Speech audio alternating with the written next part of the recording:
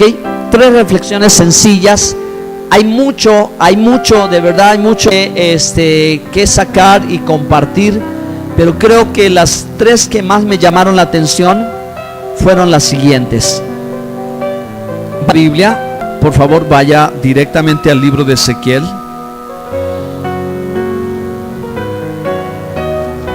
Ezequiel significa Jehová es mi fortaleza, o también se puede traducir mi Dios que me ha fortalecido, o Dios la fortaleza de mi vida. Eso es lo que significa el libro de Ezequiel, ¿ok? El nombre de Ezequiel. La primera reflexión que yo les quiero compartir, hermanos, es esta. ¿Me ayudan leyendo en voz alta? Exactamente. La primera reflexión: Dios ha dado sus leyes para vida. Porque en el mundo, en el contexto donde el profeta Ezequiel está hablando a un pueblo escogido por Dios llamado Israel, este pueblo desconoce la palabra de Dios. Este pueblo ignora la palabra de Dios, pero fíjense lo interesante, supone. Digan conmigo, supone. Dígale a su hermano que está junto a usted: no supongas.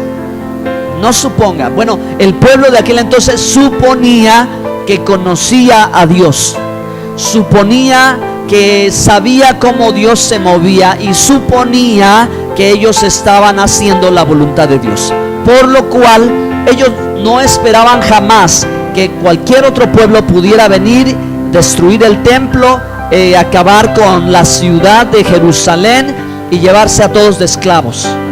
Ellos decían: Dios está con nosotros, Dios está conmigo.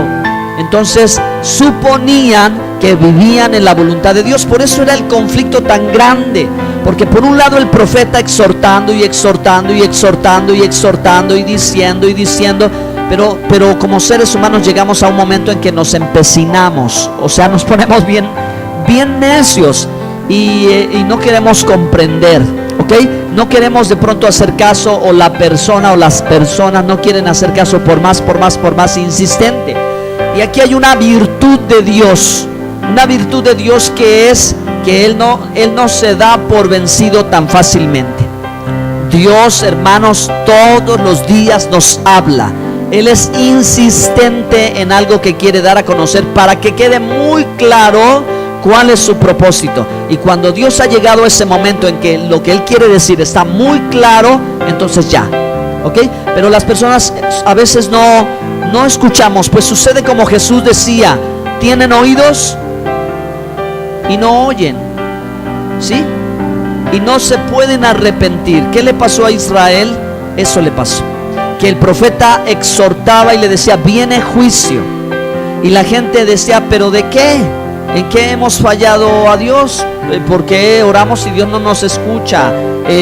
Si aquí está el templo, si ofrecemos los sacrificios y etcétera, etcétera. Y muchas cosas a las cuales ya no hacían caso de lo que Dios estaba marcando, ¿ok? Entonces hay cosas a las que Dios en sus leyes, en sus mandamientos, ha marcado como pecado. Pero cuando el pueblo supone que hay cosas que haga y que hace que no es pecado, entonces invalidamos los mandamientos de Dios. Al simple hecho de decir: no, eso no es pecado, y sin tener la certeza de lo que dice la Biblia, estamos haciendo a un lado la palabra de Dios, ¿ok? Y Israel estaba en ese lugar y no entendía, y hasta podía llegarse al punto hoy de pensar que lo que Dios manda es malo, y que porque Dios lo manda no hay que hacerlo, y que ya no hay que, o sea, hay que dejarlo de lado. Pero la realidad que encuentras, hermano, del mensaje profético de Dios es que siempre los profetas tienen que exhortar al pueblo a volver a la obediencia. Hola. El mensaje de un profeta tiene que ir acompañado no solo del consuelo y no solo de la palabra que te va a alentar y que te va a bendecir y que te va a decir que tú vas a hacer lo máximo. El profeta tiene la tarea de exhortar al pueblo por el pecado, ¿ok? Y el pecado es la desobediencia del mandamiento. Pero el mandamiento no vino solo para condenar, no vino para señalar, vino para dar vida. O sea que el que haga estas cosas vivirá. Y Dios siempre ha dicho que la obediencia, hermano, trae bendición. ¿Sí? En este mundo, para esto, la obediencia de estos mandamientos es aquí. Vamos a leer Ezequiel 20:11. Vayan, por favor.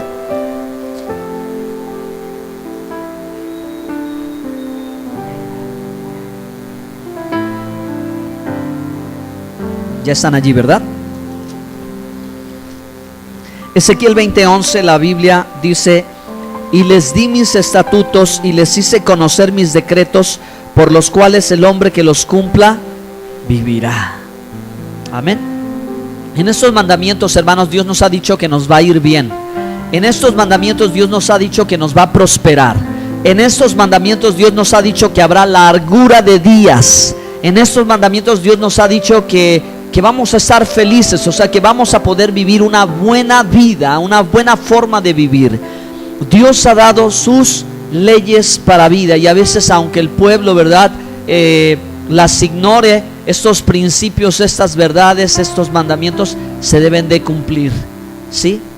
Así se regula la vida, y nosotros tenemos que aprenderlos. En el libro de Ezequiel Dios siempre dijo: y sabrán que yo soy Jehová. Entonces Dios quiere ser conocido, y Dios, hermanos, es conocido, y tú conoces al Señor cuando tú obedeces sus mandamientos también. Pero cuando los quebrantas, muchas veces la gente piensa esto, fíjense, porque no conoce bien al Señor. Pero cuando quebranta un mandamiento y ve que al momento no muere, cuando la gente quebranta un mandamiento y ve que en el instante no pasa nada, piensa que eso no, que no pasa, que no sucede nada, que esto no, y que hay que dejarlo de lado. Sin embargo, con el paso del tiempo se da cuenta que solo ha sido la misericordia de Dios la que lo ha sostenido para dar oportunidad al arrepentimiento. ¿Sí? Si al momento no pasa, es porque es la misericordia, es la paciencia de Dios, porque sabe que eres humano, pero Él espera que tú recapacites, que tú reflexiones y que vuelvas a Él y que vengas con arrepentimiento. Sin embargo, el pueblo de Israel no quiso, y usted ya se imaginará cuál fue el desenlace. Ya supondrá cuál fue ese desenlace.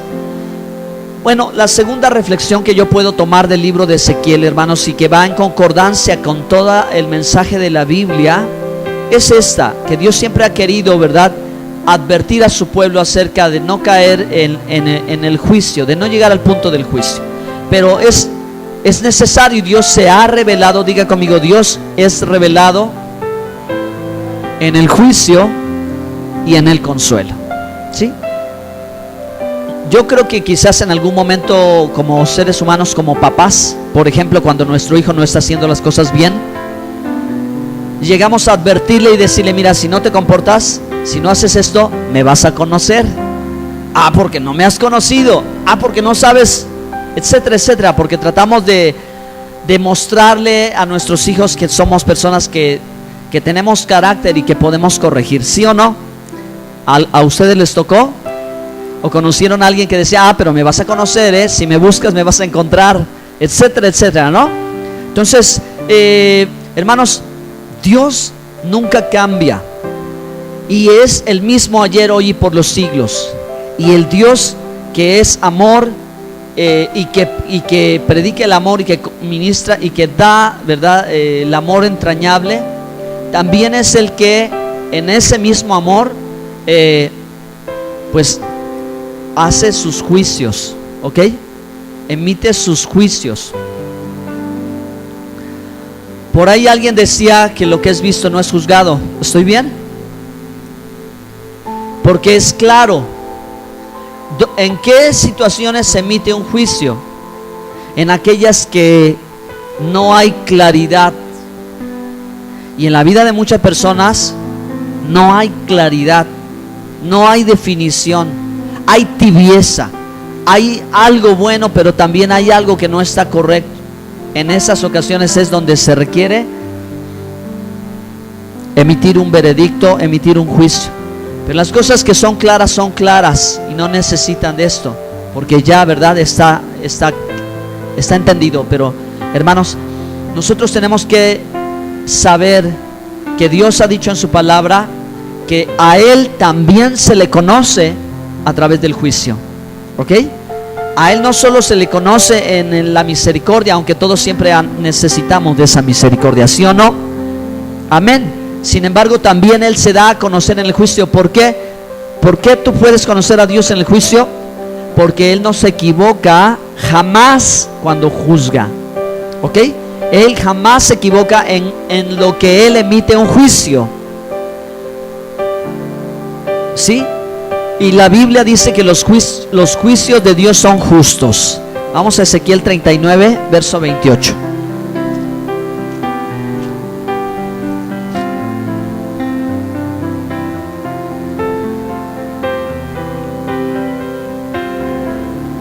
Perdón, Ezequiel 39, 28.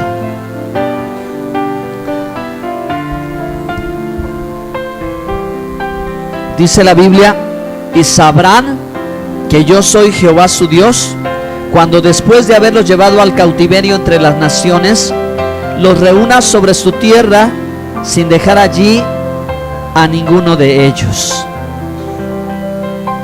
La Biblia dice que el que hace la herida también la sana.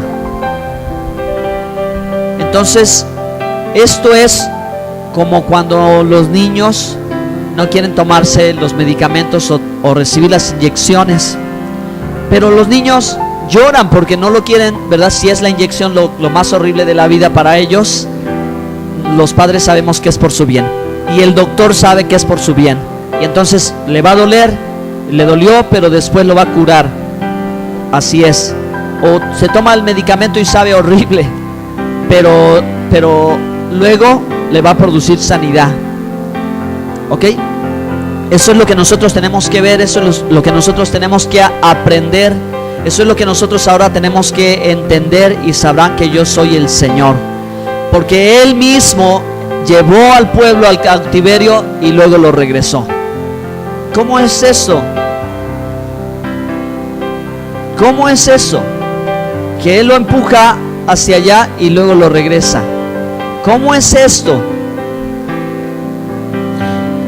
Pero si tú aprendes estas cosas, jamás te vas a apartar de la fe. Si tú aprendes estas cosas, jamás vas a decirle al Señor por qué. Nunca más le vas a decir al Señor por qué.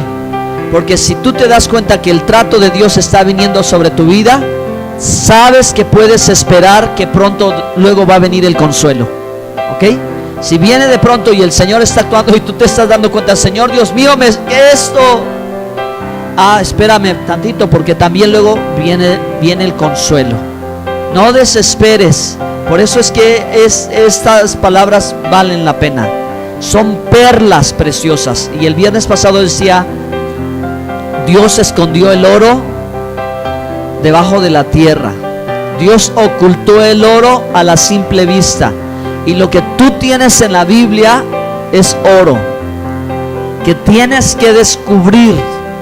Son perlas que están allí, que tú tienes que descubrirlas y que no están para todos. ¿Amén o no amén? Si tú conoces al Dios que de pronto te pone en una situación, en una tormenta, porque es el mismo Dios que después te va a traer la calma. O sea, Él no te va a dejar allí, Él no te va a abandonar allí. Pues ya está de más que te diga: Dios está contigo, no te preocupes, que ya tú sabes que el mismo, el que pone la tormenta, es el que pone la calma. ¿Cuántos alaban el nombre del Señor? La tercera y última cosa que, hermanos, más me encantó del libro de Ezequiel, y haber llegado allí después de haber escuchado tantas profecías de cómo le iba a ir a la gente por no querer entender, después de ver, hermanos, que de veras que el Señor sacaba la espada y desenvainaba la espada, iba a dejar que vinieran los enemigos y los cautivos y por acá y por allá, Gog y Magog. No, bueno, a mí lo que me encantó es que después de todo eso ahora viene el consuelo. Y Dios dice que Él mejorará todas las cosas. En este libro, esta es la enseñanza más maravillosa. ¿Sabes por qué? Porque es el mensaje del Nuevo Testamento. Es el mensaje del nuevo pastor, del nuevo templo, de la nueva adoración, de la nueva vida. Y eso es algo que a ti y a mí nos ha tocado vivir. Eso es algo que a ti y a mí nos ha tocado recibir. Eso es algo que a ti y a mí nos ha alcanzado. Saber que Yeshua, que Jesús es el buen pastor y es el pastor prometido. Aquí en el libro dice: os daré, ¿verdad?, un nuevo pastor y os pastoreará. Y luego dice, ¿verdad?, acerca del templo, y luego dice acerca de la adoración y de la vida. Y ahora en Cristo escuchamos estas cosas y las vemos claramente, hermanos, que se han hecho una realidad para nosotros. Nosotros somos una generación que vive el cumplimiento de esta profecía. ¿Cuántos dan gloria a Dios? Nosotros vivimos el tiempo del cumplimiento de esta profecía. Vamos a Ezequiel 36, 26. Regresa un poquito allí, 36, 26.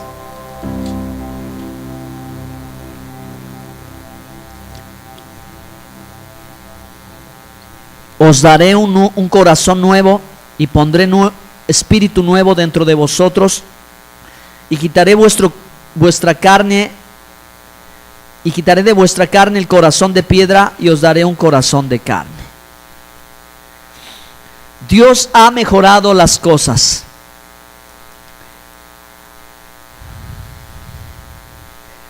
En Israel, aún al día de hoy, se decía por los antiguos que Dios encontraría la manera de ser más accesible al mundo. ¿Sí? Entonces, queridos hermanos, lo que nosotros podemos ver de lo que la historia, la Biblia nos cuenta desde un principio, cuando, como decía mi esposa, vivimos en los tiempos de Noé, en los que solo 8 fueron salvos y el resto de la humanidad se terminó porque fue un exterminio. Después de este pacto que Dios establece a través de su arco, no arco iris, sino su arco en el cielo, muy de moda hoy, ¿verdad? Totalmente mal usado y mal interpretado, ¿verdad?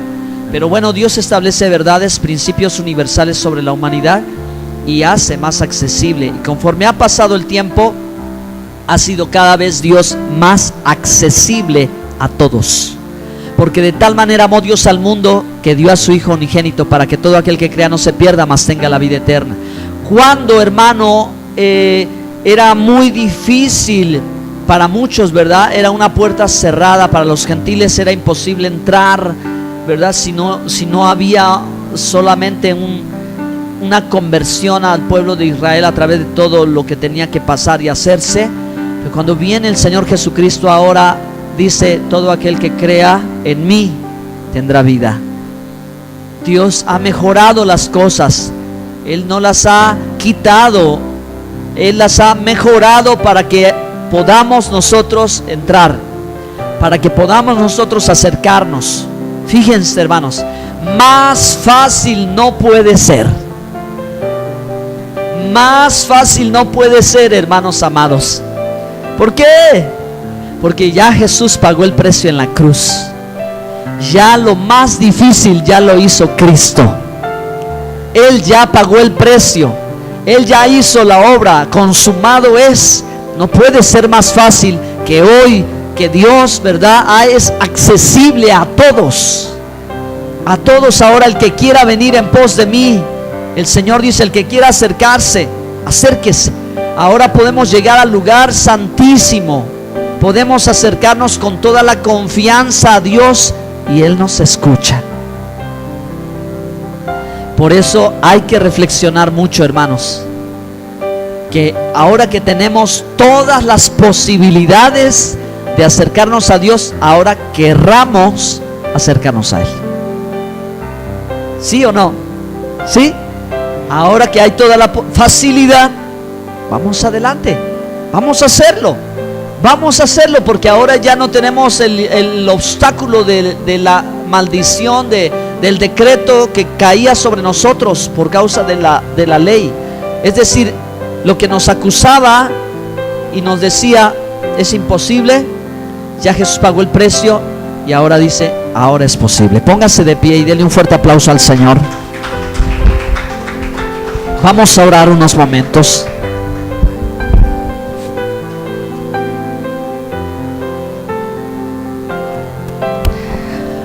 Levante sus manos, cierre sus